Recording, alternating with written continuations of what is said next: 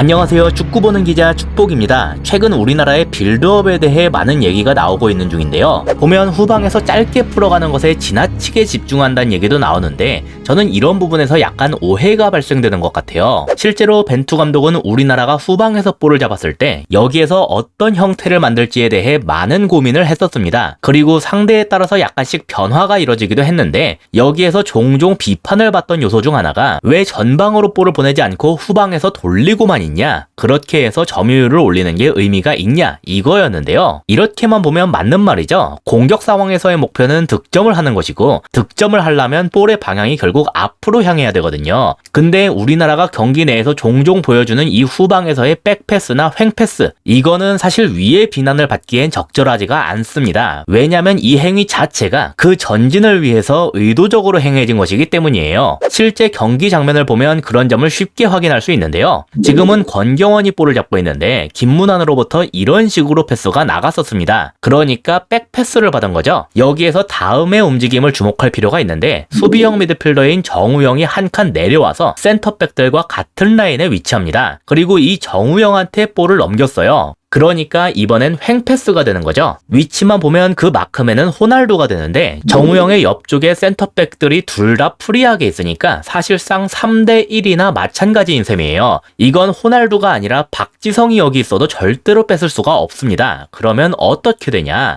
압박을 하는 걸 포기하고서 뒤로 물러서게 되겠죠. 포르투갈의 전체적인 라인이 뒤로 밀려난 모양새가 됐는데요. 우리나라 입장에선 여기에서부터가 중요한데 보시다시피 정우영이 볼을 줄 때가 마땅치 않습니다. 앞에 있는 두 명의 중앙 미드필더, 그러니까 이강인하고 황인범한테 붙어있는 선수들이 엄청나게 많죠. 여기로 볼을 넣으면 전개는커녕 뺏겨서 역습을 당할 확률이 너무 높았어요. 그렇다고 어거지로 전방에 볼을 투입하겠다고 롱패스를 때린다? 이것도 사실 지금 그림에서는 택도 없었을 겁니다. 포르투갈이 전체적인 라인을 내리고 있기 때문에 이 롱패스가 들어간 이후에 벌어지는 세컨볼 싸움에서 우리의 숫자가 현격히 적은 상태로 상대할 수밖에 없었거든요. 그러니까 정우영이 어떻게 했냐? 옆에 있는 김영권한테 볼을 넘겼어요. 이번에도 횡패스죠. 그리고 김영권이 이걸 마찬가지로 측면에 있는 김진수한테까지 넘겼는데요. 이 다음에 선수들의 움직임이 재밌습니다. 먼저 주목할 선수는 좌측 중미 자리에 있는 황인범인데요. 보시면 전방으로 막 뛰어들어가고 있죠. 만약에 우리가 짧게 풀어가는 것에만 고집을 하고 있었다면 이러한 움직임을 취하지 않았을 겁니다.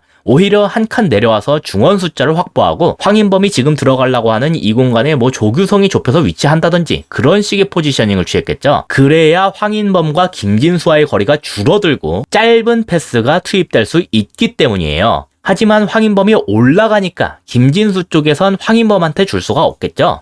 게다가 김진수가 직접 전진을 하자니 우측 윙어인 오르타가 딱 하고 앞을 막고 있습니다. 그래서 김진수가 다시 정우영한테 볼을 넘겼어요. 이번에도 전진 패스가 아니라 횡패스죠. 여기에서의 횡패스가 이뤄진 다음에 포르투갈에서 주목할 선수가 있습니다. 바로 황인범을 잡으러 내려가고 있던 비티냐예요. 이렇게 정우영한테 볼이 가니까 얘가 어떻게 움직였냐면 본래 잡고 있던 황인범을 다른 선수한테 맡기고서 냅다 정우영한테 압박하러 들어갔습니다. 그리고 이것이 우리가 횡패스, 백패스를 하면서 얻어내고자 했던 목표였어요. 아까 장면에선 포르투갈이 호날두 하나만 냅두고 죄다 내려갔기 때문에 롱패스를 때리든 짧은 패스를 때리든 풀어나갈 방법이 딱히 없어 보였죠. 근데 횡패스, 백패스를 이어가면서 그 포르투갈에 내려섰던 선수들 중 하나를 앞으로 튀어나오게 만들 수가 있었습니다. 그리고 여기에서 끝나지 않았어요. 비티냐가 압박을 들어오니까 정우영은 뒤에 있는 김영권한테 볼을 넘겼는데요. 그러니까 다시 한번 백패스가 일어나게 된 거죠. 그리고 이 볼을 받은 김영권이 적절한 위치까지 직접 올라왔는데 이러니까 아까 정우영을 잡으러 올라왔던 비티냐에 더해서 김진수를 잡고 있던 오르타까지 여기에 묶여버리게 됐어요. 그리고 보시면 아까 올라갔던 황인범이 다시 잽싸게 내려왔는데 아까 비티냐가 정우영 잡으러 올라갈 때 다른 누군가한테 황인범을 맡겼다고 말씀드렸죠.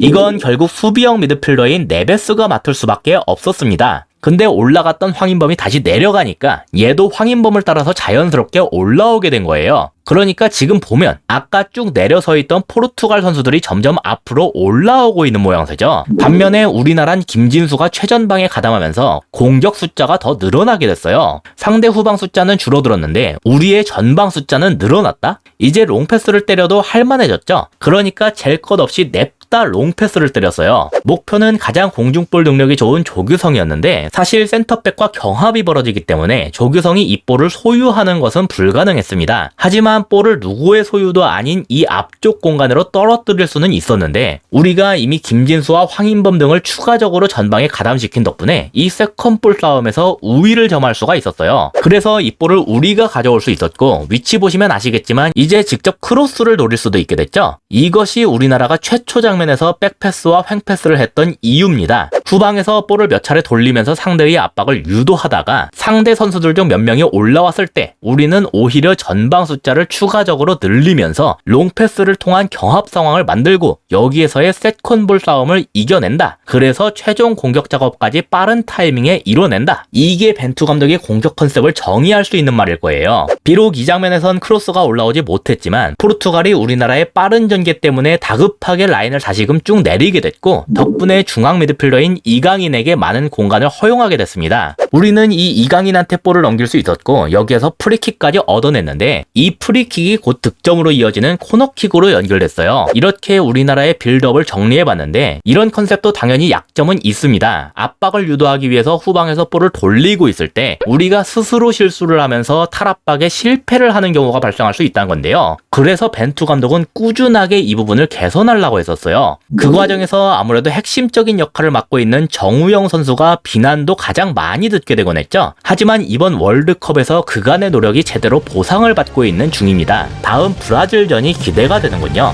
이상으로 오늘의 영상을 마치도록 하겠습니다. 시청해주셔서 감사합니다.